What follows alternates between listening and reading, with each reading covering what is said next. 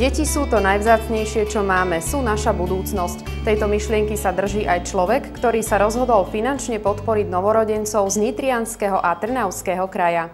Ondrej Ondrušek bol v roku 2007 vyznamenaný cenou mesta Nové Zámky pro Urbe za úspešnú podnikateľskú činnosť, zabezpečil pracovné podmienky v zmysle európskych štandardov pre 17 zamestnancov, za významnú spoluprácu s telesne postihnutými občanmi a podporu Slovenského paraolympijského hnutia a za významnú podporu modernizácie zariadení vo fakultnej nemocnici Nové Zámky na ortopedickom a chirurgickom oddelení. Ja som tiež od 6 rokov bol telesne postihnutý, akože do 18 rokov som nevedel vôbec chodiť. Tam to bolo, myslím, že aj v novinách, že mal som 57 zlomenín, 18 krát ma operovali a 4 roky som akože strávil v nemocnici.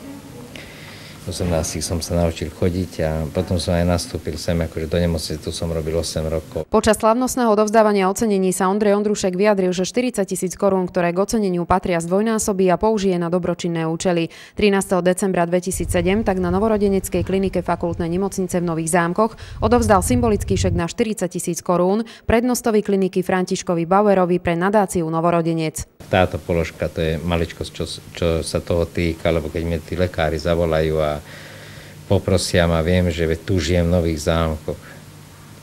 Tu som robil, tu sa o mňa starali. Všetkých poznám ešte, keď boli mladí doktori a nie je mi to jedno, že čo, jak sa to že to nejde tak, jak by to malo ísť. Aj my sme mysleli na dobrých ľudí a náš jeden priateľ, ktorý možno není svetoznámy maliar, ale uznávaný, tak daroval zadarmo jeden obrázok s jedným novorodencom, aby sme vám to odovzdali.